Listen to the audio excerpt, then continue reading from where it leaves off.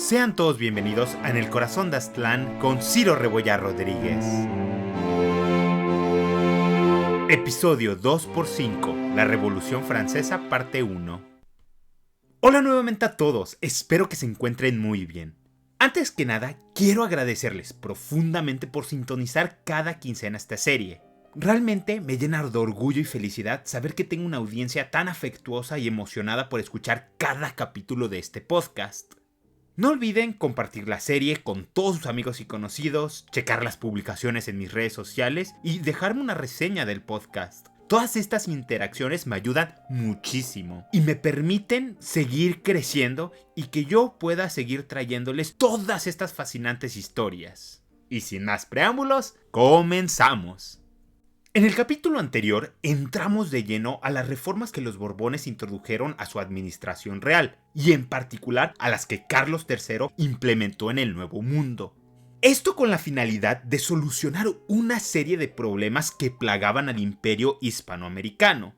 En ese sentido, analizamos las causas y efectos de estas políticas públicas, y en especial el resentimiento que se fue acumulando entre diversos estratos de la sociedad novohispana. Estas reformas verdaderamente fueron un shock al sistema de dominación español. Sin embargo, no serían por sí mismas lo que desatarían las guerras de independencia americanas.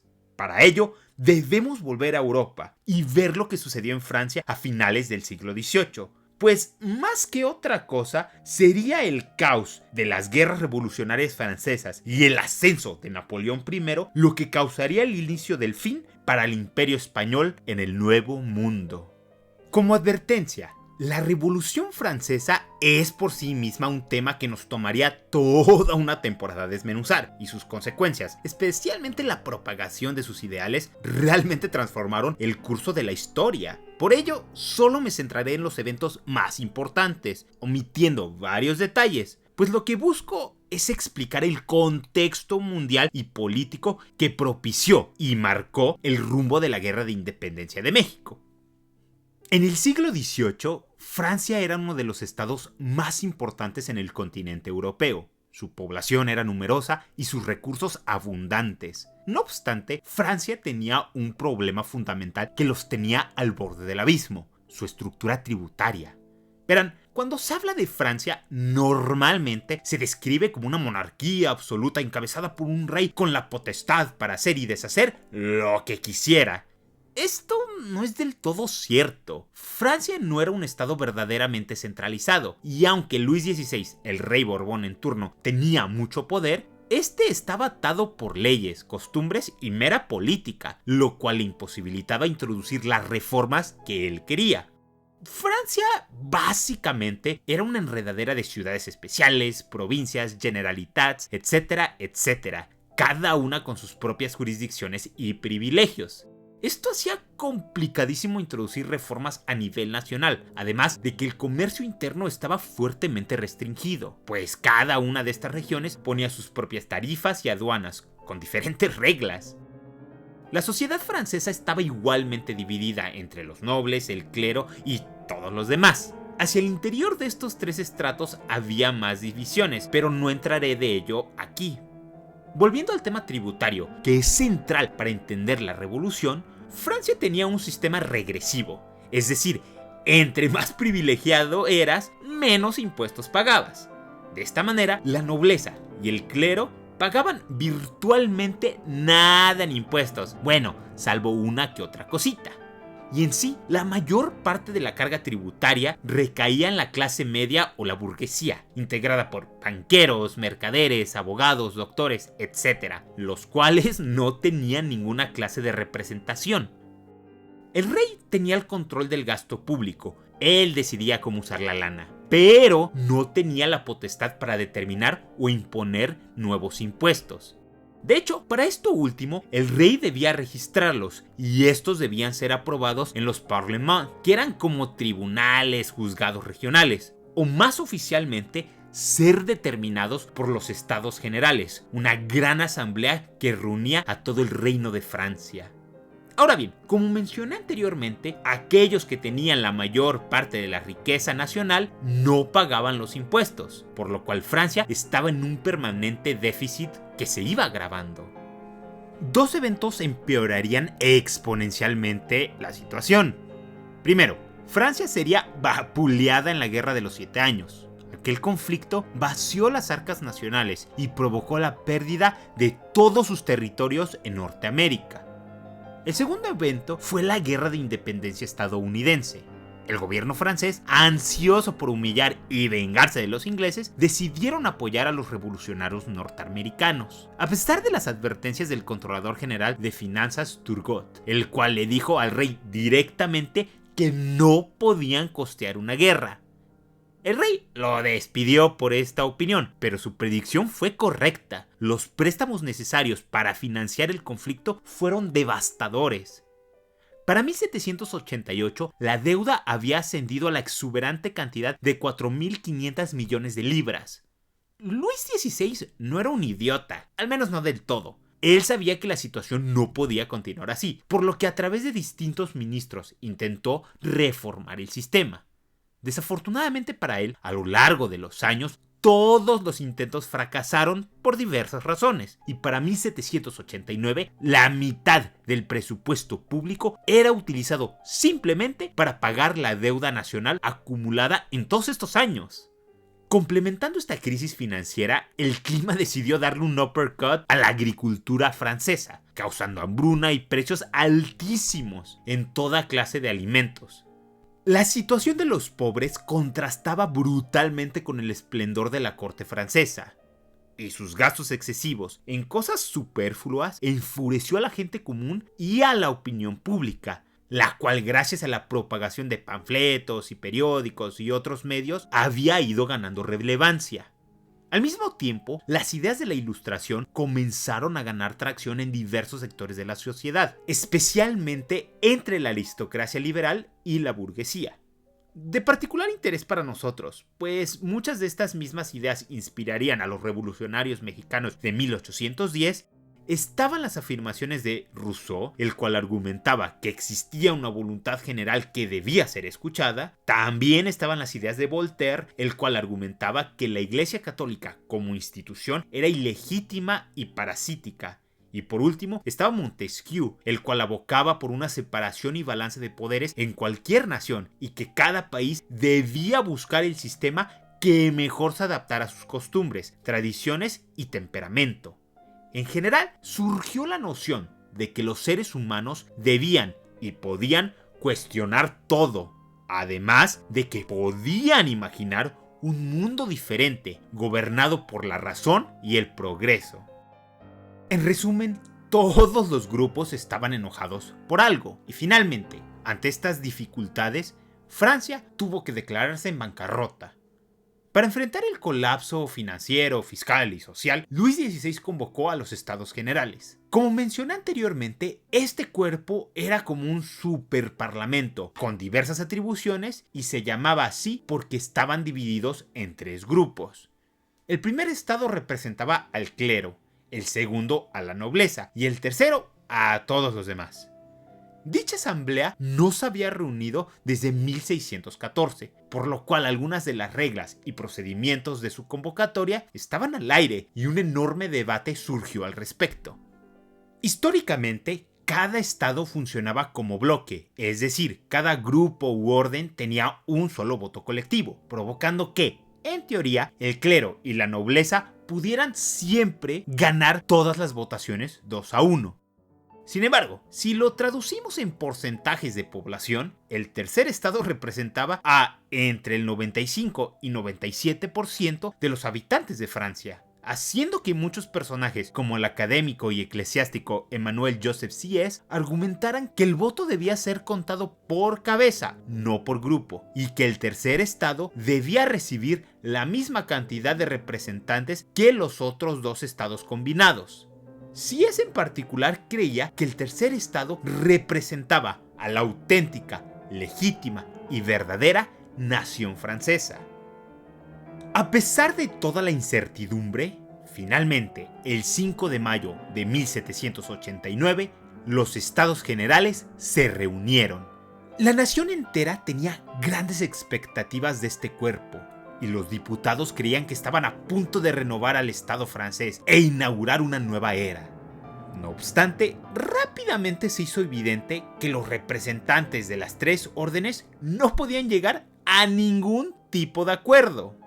Para junio, Sieyès y otros diputados del tercer estado, que estaban hartos del estancamiento político, convencieron a sus compañeros a declararse unilateralmente la Asamblea Nacional, y de esta manera asumirse a sí mismos como los únicos representantes del reino. Algunos miembros de los otros dos estados se les unieron, dando legitimidad al nuevo órgano. El rey se opuso fervientemente, y lo siguiente que ocurrió es un debate histórico. Algunos afirman que, en su enojo, Luis XVI ordenó cerrar el Gran Salón, donde se reunía el tercer estado, para evitar que siguieran organizándose. Por otro lado, algunos señalan que el salón estaba cerrado porque tiempo atrás se había programado su limpieza para un evento real rutinario. Independientemente de cuál versión sea correcta, el resultado fue el mismo. La Asamblea Nacional se congregó en una cancha de tenis cerca e hicieron un solemne juramento en el cual no se dispersarían hasta que Francia tuviera una constitución. La Asamblea Nacional recibió el apoyo de la población francesa y ante esta presión, Luis XVI y los demás diputados aceptaron lo ocurrido, uniéndose de esta manera a la nueva Asamblea Nacional. Las cosas parecían haberse calmado, pero aquella momentánea unidad llegaría a su fin. Rumores comenzaron a circular de que el rey y sus principales allegados, en este caso su hermano y su esposa María Antonieta, planeaban utilizar a la Guardia Suiza y demás tropas para destruir a la Asamblea Nacional. En respuesta a esta posibilidad y a la continua escasez de pan, los parisinos salieron a protestar, creando y adoptando como su símbolo la nueva bandera tricolor. El azul y el rojo representaban a la ciudad de París, y el blanco que los separaba era el color de la Casa Real de Borbón. El 14 de julio de 1789, los protestantes atacaron la Bastilla.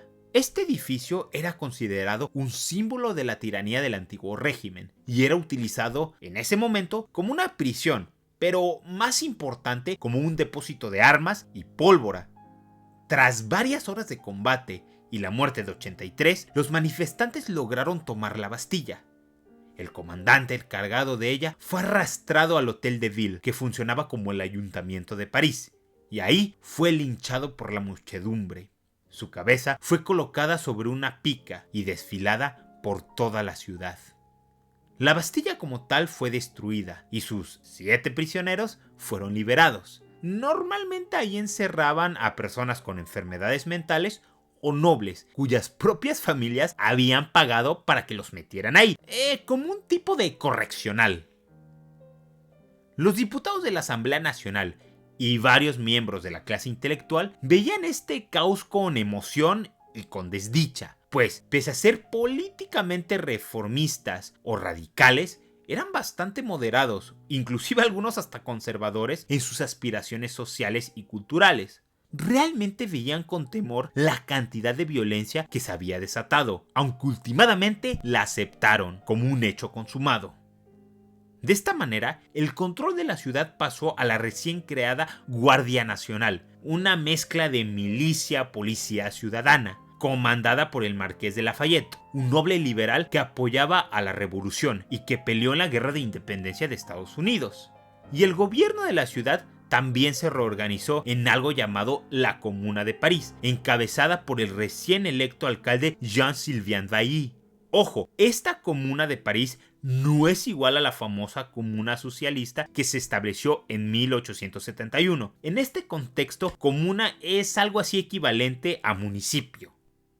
Con este fervor revolucionario, la Asamblea Nacional pasó los decretos de agosto, una serie de 18 documentos que buscaban destruir al antiguo régimen mediante la abolición de los derechos señoriales, el feudalismo y los privilegios de la nobleza.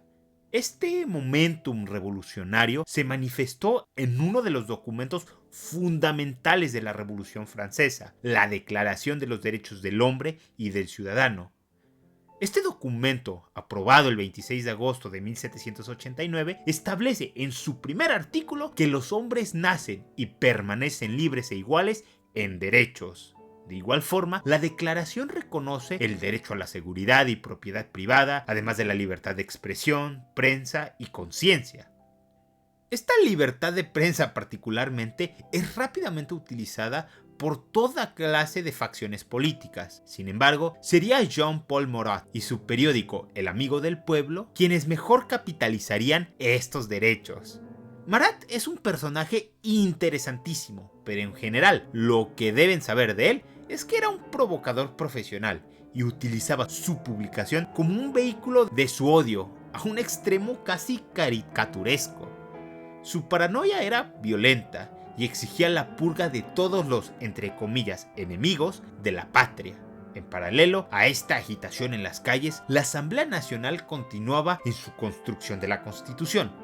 Como se podrán imaginar, cada pieza de contenido era ferozmente debatida. Algunos querían un parlamento bicameral como el inglés, otros que solo tuviera una sola cámara, algunos querían que el rey pudiera vetar cualquier ley, otros que ninguna, y otra parte que solo tuviera un veto provisional. Estos debates continuarían por meses, y no sería hasta mediados de 1790 que la constitución de esta nueva monarquía constitucional estaría lista. Volviendo a las calles, en septiembre, los reyes de Francia decidieron tener un banquete en honor al regimiento de Flandes que había llegado de la frontera para reforzar la seguridad de la monarquía y de la ciudad. Rápidamente comenzaron a esparcirse dos rumores. El primero es que en la fiesta, la bandera tricolor, símbolo de la revolución, había sido destrozada y mancillada. El segundo es que María Antonieta estaba acaparando y escondiendo grano en el Palacio de Versalles. Este último rumor inflamó particularmente a las mujeres de París, las cuales estaban sufriendo la escasez de alimento y un empeoramiento de la situación económica general. Esto nos trae a un punto muy importante. Para muchos franceses, la revolución no se trataba sobre conceptos abstractos de libertad o ideales filosóficos, sino sobre la falta de alimento y sobre un sistema socioeconómico que castigaba fuertemente a los que menos tenían. El 5 de octubre de 1789, muchas amas de casa lideraron una marcha sobre Versalles. Estas iban armadas y listas para luchar. Inmediatamente muchos se les unieron y casi 20,000 manifestantes rodearon el Palacio Real.